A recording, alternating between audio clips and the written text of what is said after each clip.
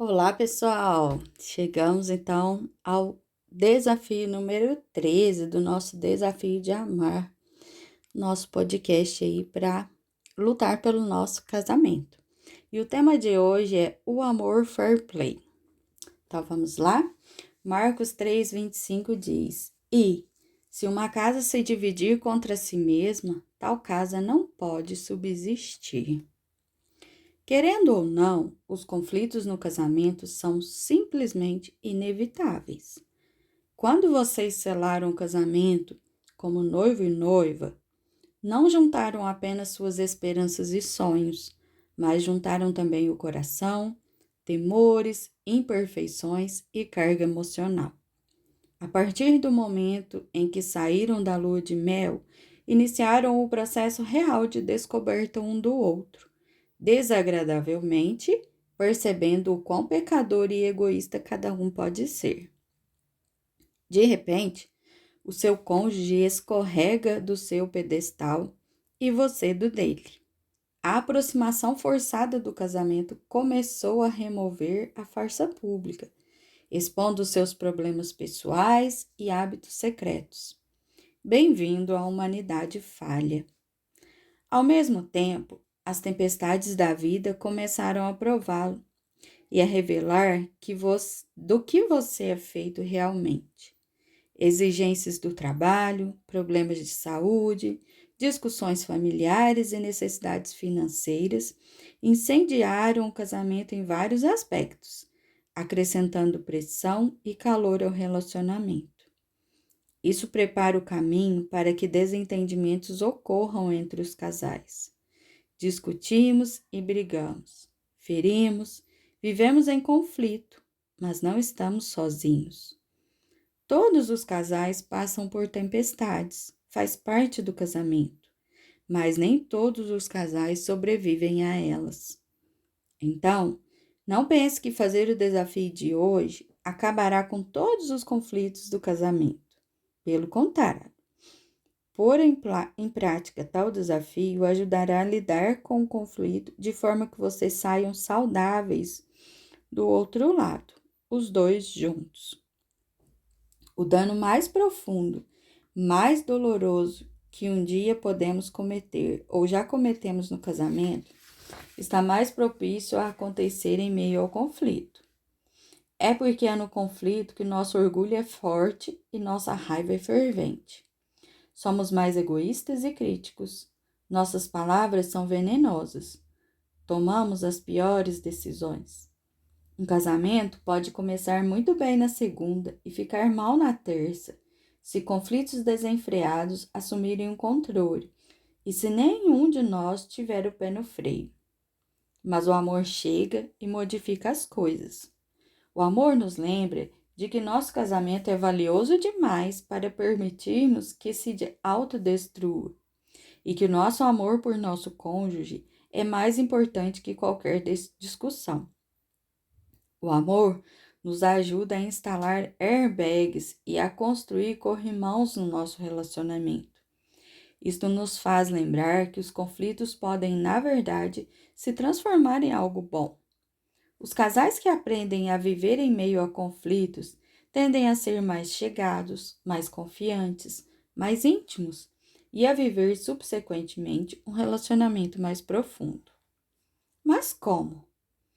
A maneira mais sábia é aprender a discutir com clareza, estabelecendo regras saudáveis para conflitos.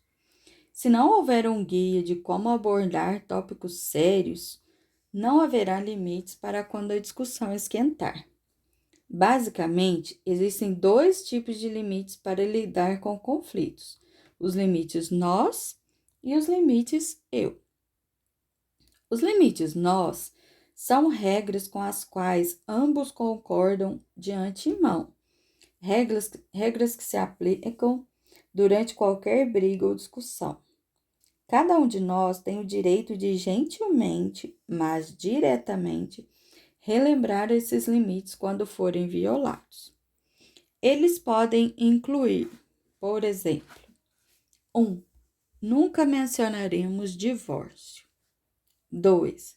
Não levantaremos casos antigos e irrelevantes do passado. 3. Nunca iremos brigar em público ou na frente de nossos filhos. 4. Daremos um tempo se o conflito chegar a um nível nocivo. 5. Nunca tocaremos um no outro de modo ofensivo. 6. Nunca dormiremos com raiva um do outro. E 7. O fracasso não é uma opção. Faremos o que for necessário para sairmos bem dele. Já os limites eu são regras que praticamos pessoalmente por nossa conta. Aqui estão alguns dos exemplos mais eficientes. 1. Eu ouço primeiro para depois falar. Portanto, meus amados irmãos, todo homem esteja pronto para ouvir, tardio em falar, tardio em irar-se. Tiago 1,19. O que escuta primeiro tem sempre a vantagem em uma briga. É necessário abordar temas sensíveis fazendo perguntas com respeito, em vez de chegar a conclusões ou acusar sem pensar. Número 2. Eu lidarei com meus problemas honestamente. E por que tu observas o cisco que está no olho do teu irmão e não percebes a viga que está no teu próprio olho? Mateus 7,3. Se você admite rapidamente que você equivocou e pede perdão primeiro, desarma seu cônjuge e neutraliza as munições que ele usava contra você, enquanto dá exemplo para que o outro também enfrente seus erros. E 3. Falarei com gentileza e manterei o meu tom de voz baixo. A resposta calma desvia a fúria, mas a palavra ríspida desperta a ira. Provérbios 15:1.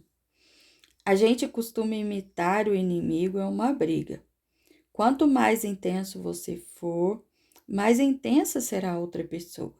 Quanto mais humilde e terno você for, mais humilde e terno será o outro. Que sua forma de falar seja adornada de amor, não importa o que você diga. Fair play, jogar limpo, significa trocar nossas armas, agir de modo leal, discordar com dignidade. Significa construir uma ponte em vez de quebrá-la. O amor não é uma batalha, mas sempre vale a pena lutar por ele. Então, o desafio de hoje, em resumo, é conversar com o cônjuge e estabelecer as regras de jogo saudáveis. Se você não estiver pronto para isso, então escreva os seus limites pessoais para que você respeite-os durante as discussões e decida colocá-los em prática quando o próximo desentendimento ocorrer. Se você está fazendo o seu caderninho, fica aí então as perguntas para você responder.